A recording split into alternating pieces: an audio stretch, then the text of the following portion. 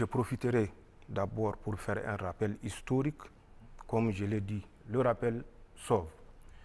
Créé le 28 mai 1975, je dis bien le 28 mai 1975, oui.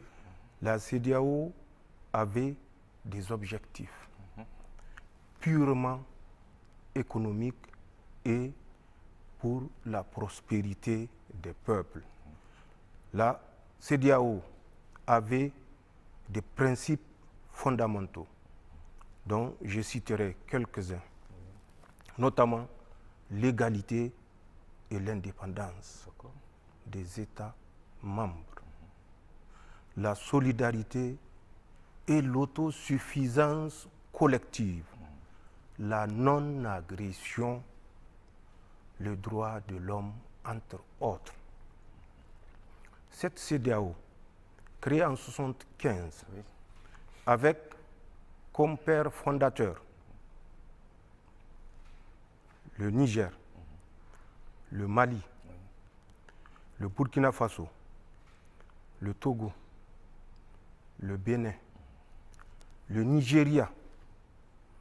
J'ai fait exprès de finir par le Nigeria, entre autres. D'accord.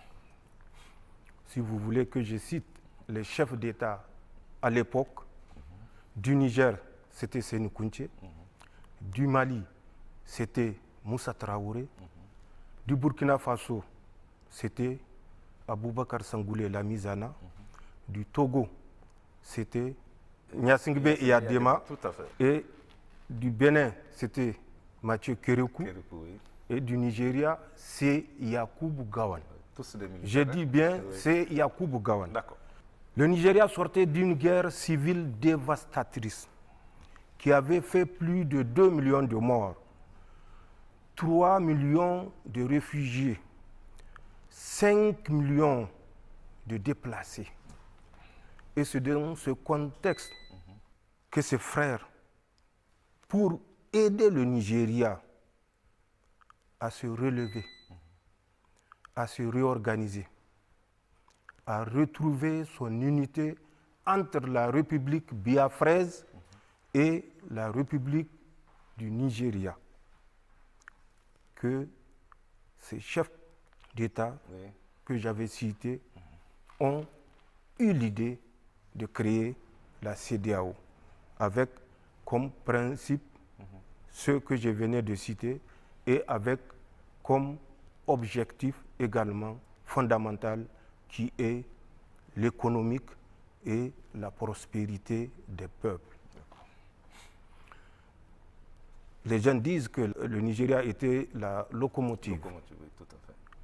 Le Nigeria n'était pas la locomotive de la CEDEAO à la création, puisque je viens de vous faire un peu le point de ce qu'était le Nigeria à la sortie de la guerre civile, 4 ans après la fin de la guerre civile catastrophique. Et qui était derrière cette guerre civile qui avait failli séparer le Nigeria en 2 républiques, c'était la France.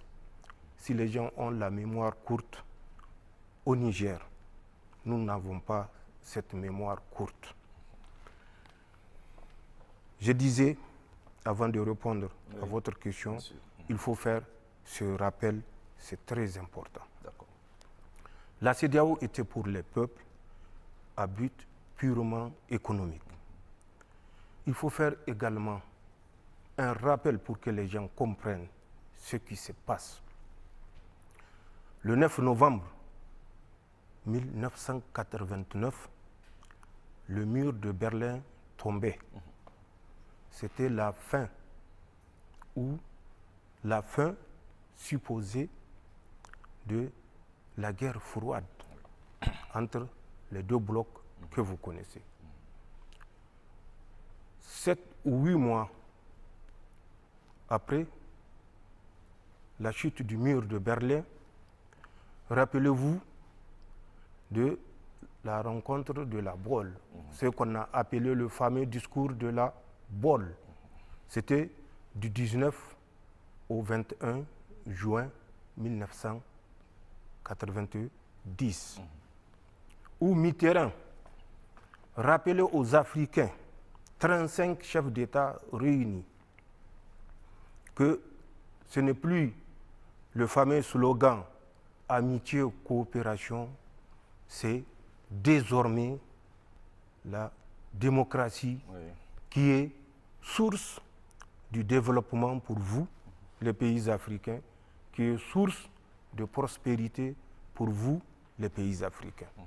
Mais si Mitterrand avait fait cette annonce, c'est parce que Mitterrand, à l'époque, avait cru avoir trouvé de nouveaux partenaires à travers les pays de l'Est libérés, ou supposés être libérés. Le discours de La Baule, nous le connaissons, mais peut-être beaucoup ne connaissent pas ce qui se cachait derrière. Le discours de La Baule n'avait nullement l'objectif de faire le bonheur ou la prospérité des Africains. Le discours de La Baule avait pour objectif inavoué la balkanisation de nos maigres États. Il avait pour objectif de ressusciter les instincts que les supposées dictatures ont su contenir bon gré, mal gré. Et c'était l'objectif. Amener les États africains à ce qu'on avait appelé le multipartisme. Et vous vous rappelez, du 19 au 21 juin 1990, le discours de La Baule devant 35 chefs d'État. Oui. Vous vous rappelez la succession de 90, fin 90 à 91, des multipartismes, des conférences nationales qui avaient cours dans tous les États pratiquement francophones. Nous nous sommes retrouvés avec des pays à moins de 10 millions d'habitants, mais avec plus de 200 partis. C'était l'objectif inavoué, fragiliser nos États. Cet objectif, Dieu merci, n'a pas été atteint. Les États, c'est vrai, malgré les multipartismes ou les partis nombreux, 100 à 200, ont su garder un certain équilibre, mais dans la misère et la paupérisation la plus totale. Nous étions dans ce contexte quand l'objectif non atteint, rappelez-vous, en 1994, tous les pays utilisateurs du franc CFA se sont retrouvés avec 100% de dévaluation. C'est des événements, c'est des faits qu'il faut mettre en commun pour comprendre l'évolution de ce que nous vivons aujourd'hui. Donc par rapport à ça, j'ai pensé faire le rappel, remettre les choses dans leur contexte. Pour revenir à votre question, le 26 juillet, nous avons mis fin au régime qui exécutait à la lettre les vœux du maître. Nous avons dit que nous avons suffisamment fait pour le maître. Il est temps que nous fassions pour le bien de nos peuples. La France, toujours à son habitude, avait utilisé des pays africains, précisément certains pays de la CEDEAO, pour initier une agression, une guerre, pour soi-disant rétablir Bazoum au pouvoir. Les conséquences de ces actions sont connues. C'était le 30 juillet, la rencontre d'Abuja, où il a été décidé, 4 jours après le coup d'État, sans consultation aucune et contrairement aux règles de la CEDEAO, il a été question de mettre un embargo total au peuple nigérien. L'embargo, nous le connaissons, nous connaissons les conséquences, non pas que pour le peuple nigérien, mais pour l'ensemble des peuples de la CEDEAO, même si les gens ne veulent pas reconnaître cette évidence. Nous avons passé par toutes les phases pour que l'embargo soit levé, pour renouer le dialogue qui devait être la première étape qui correspond à l'un des principes de la CEDEAO.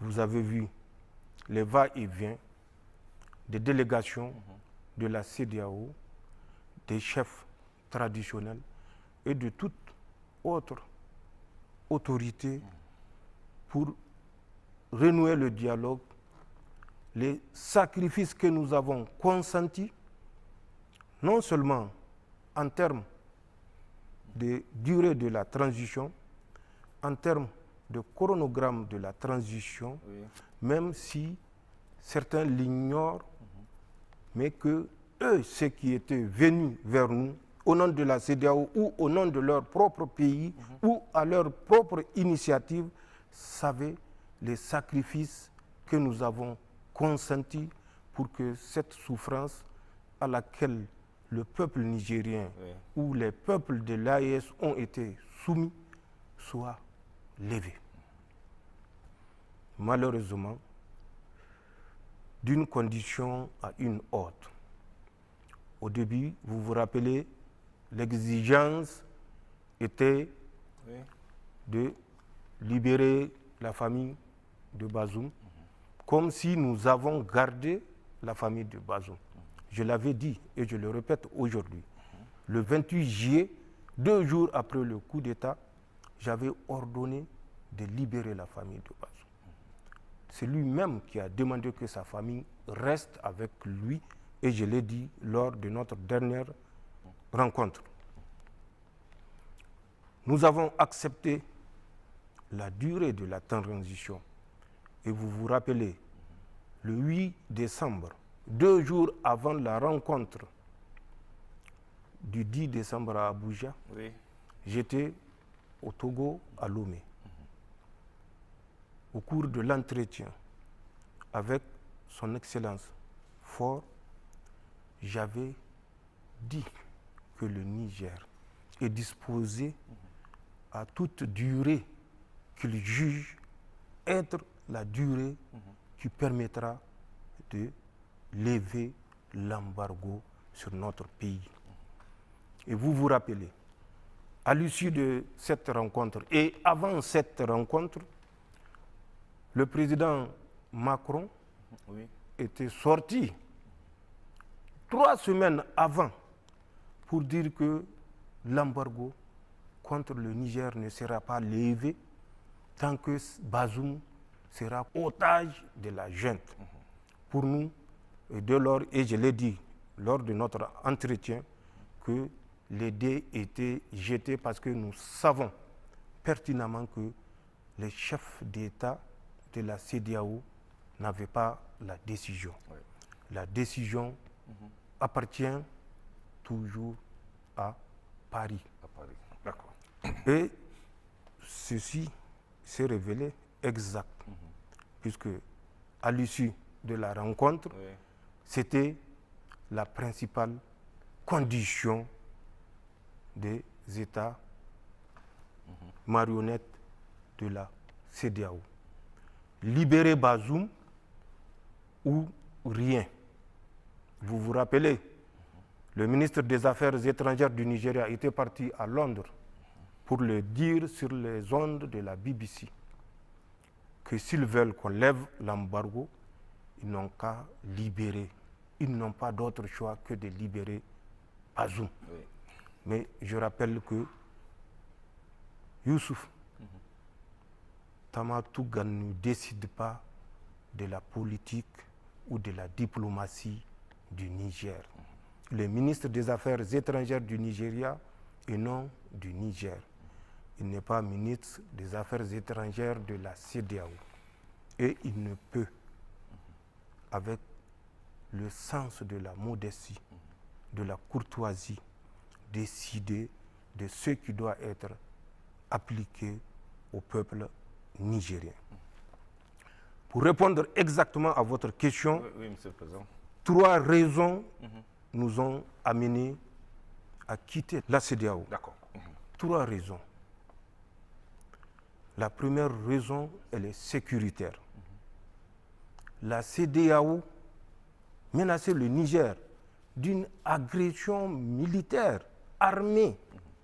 Nous ne pouvons pas permettre, nous ne pouvons pas porter sur notre conscience le poids des massacres des Nigériens. La deuxième raison, elle est morale et éthique. Le peuple nigérien a été dépourvu de tout. Les produits pharmaceutiques, le minimum vital, l'énergie électrique. Oui. Saurions-nous continuer à accepter que des Nigériens meurent parce que nous sommes dans une organisation qui ne correspond plus à la réalité depuis 1991, quand on avait introduit un chapitre, le 6 juillet exactement, qu'ils ont appelé la déclaration des principes politiques. Devons-nous permettre que des Nigériens continuent à mourir pour permettre à certains individus d'assouvir leur volonté ou leur calcul ou leur dessein politique? Non. Donc, c'est cette deuxième raison éthique et morale qui nous a conduit à ce que nous avons fait dans le cadre de l'AES. Et la troisième et dernière raison est d'ordre économique, puisque c'était la volonté des pères fondateurs. Qu'aurions-nous gagné en restant dans une CEDEAO où nous sommes sous embargo total, embargo économique qui est l'objectif initial de la CEDEAO, embargo monétaire où nos dépôts à la BCEAO sont confisqués en 2023. Pourrions-nous continuer à rester dans cette organisation? Nous avons décidé, il est temps de sortir de cette organisation de laquelle les États auraient dû sortir de 1991 au lendemain du discours de la Baule, parce que c'est à partir de là que la France avait pris le contrôle de notre organisation et qui ne répondait plus à l'esprit initial ayant conduit à la création de la CEDEAO le 28 mai 1975. Voilà les 3 raisons fondamentales qui nous ont conduit, le pays membre de l'AES, le Burkina Faso, le Mali et le Niger, à sortir de cette organisation pour tracer notre voie et tracer notre destin ensemble avec nos peuples et les Africains et partenaires sincères. D'accord.